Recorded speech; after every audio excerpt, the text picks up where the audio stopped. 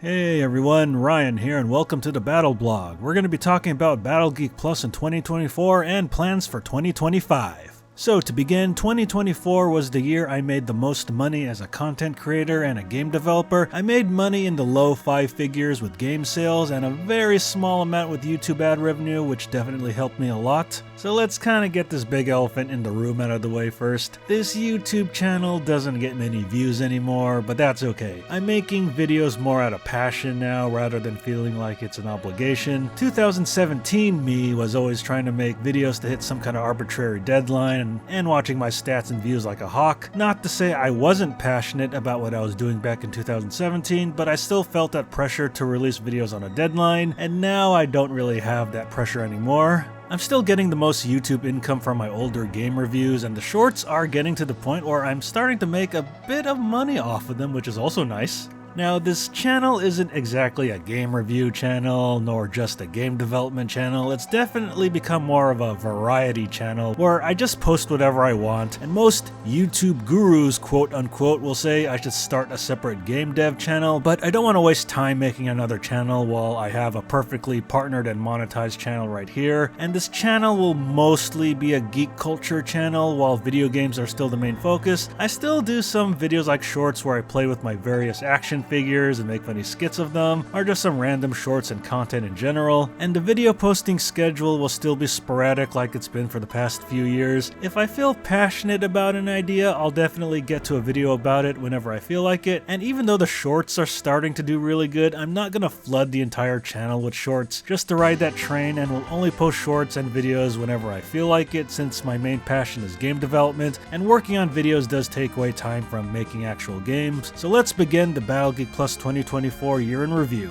So we started January off pretty strong with the Popcorn Rocket Xbox release, where it was promoted by Xbox President Sarah Bond, and I earned quite a lot of money from it, which is still paying me to this day. And in February, I finally became an Atari VCS developer thanks to my pal Eli from Treefall Studios, and I started porting Popcorn Rocket to the Atari VCS. However, this process took a very long time since Game Maker and Atari's updates were always causing conflicts with each other, making Popcorn Rocket not work properly on the Atari VCS for months. And in March, Akira Toriyama, the creator of Dragon Ball, passed away, and he was one of my biggest influences, if not my biggest influence for getting into content creation back in 1998. And if it wasn't for him, I probably wouldn't be doing any of this right now, so RIP to the great Akira Toriyama once again. And I have been really enjoying Dragon Ball Daima, which is his final work. And in May, I released the final episode of my long-form game review show, Awesome Video Game Memories, and ended it after 10 years after its beginning in 2014. This was probably the most popular show on the channel, and I felt it was finally time to end it with my top 10 favorite games of all time. And just to clear things up again, I am not quitting YouTube or reviewing, I'm just ending my flagship show, Awesome Video Game Memories, after a decade, since I finally felt it was time. I still do smaller reviews under the Awesome Games We Play In show, like my Iron Meat and World of Warcraft reviews, where I simply talk over game footage and I don't do any crazy skits, talk about spoilers, or do long-winded game analysis, and these episodes will still be sporadic, and I'll talk about games I truly feel strong about. And in June, I released Popcorn Rocket on the PS4, once again thanks to my good friend Eli from Treefall Studios, since he recommended that I release on the PS4 since it still has a large user base more than the PS5, and quite a lot of my game sales are coming from the PS4, so I gotta thank Eli from Treefall Studios once again for giving me advice to launch on the previous generation console. And in July, I was finally able to launch Popcorn Rocket on the Atari VCS after many delays, and I'm very surprised how well it's doing on there, and I probably will do a follow-up video on the Atari VCS later in 2025. And August was a big month for me as I finally got accepted by Nintendo to develop on the Nintendo Switch, as I was rejected 5 times in the past and finally made it on my 6th try, and it feels surreal finally getting the keys to the Mushroom Kingdom and working with the company that defined my childhood.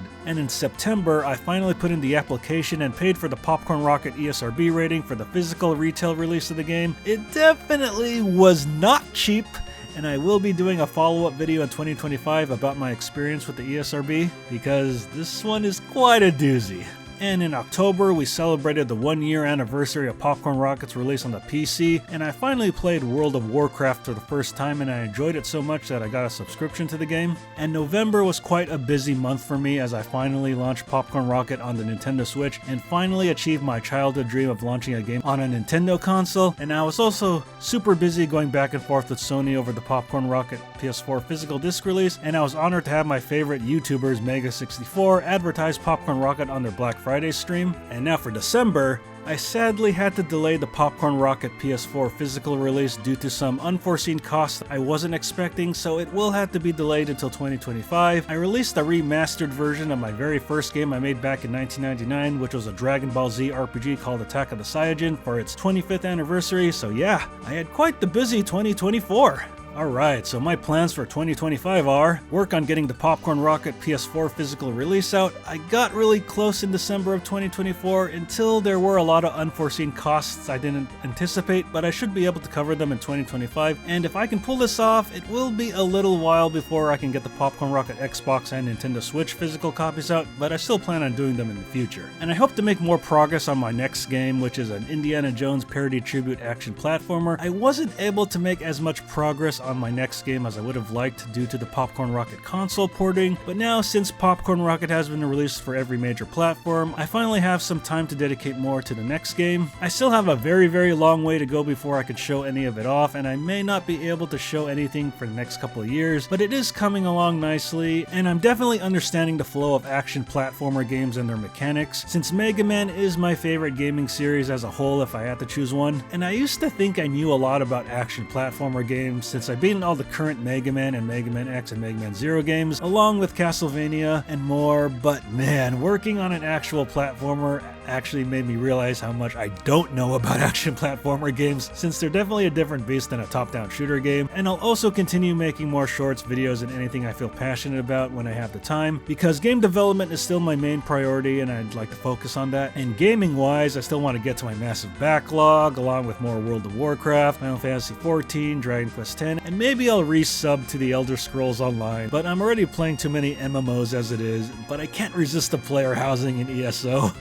And when World of Warcraft finally opens up their player housing, you know I'm jumping on that, and maybe I'll finally do my video game real estate show where I finally show off all my gaming properties that I own, like housing and more. And as for actual conventions and events, I will be attending the Vintage Computer Festival 2025 in Southern California, which is an incredibly small, fun, and chill, mostly old school PC gaming related convention, and I'll probably post a few shorts and pictures from it. And if I do get invited again, I'll probably go to the Summer Games Fest in June. I've been invited every year since its inception, but never made it out there, and since E3 is gone, this is probably the next best thing. I do admit I have been critical of Jeff Keighley and his events in the past, but he definitely improved the Game Awards in 2024 for its 10-year anniversary, and I've also been invited to the Game Awards every year since 2019, but only came in person in 2019 and 2022, and if I do get invited again, I will attend the Game Awards 2025, so I got 3 gaming events I'm planning to attend in 2025. And I definitely want to thank all of the supporters and fans who stuck by me all this time, and anyone who's watched any of my videos, played my games, and more. I know I don't have the biggest audience, even after more than 13 years of YouTube, but it's not about the number of subscribers you have, but more about just posting content I'm passionate about rather than chasing the trends and clickbait. So with that said, I'm looking forward to having a prosperous 2025, and this is Ryan signing out, and later, gamers! Thanks for watching, and I hope you enjoyed this video. Make sure to like, comment, and subscribe, and make sure to check out these other videos, and also make sure to follow me on social media and check out the official Battle Geek Plus website. Take care.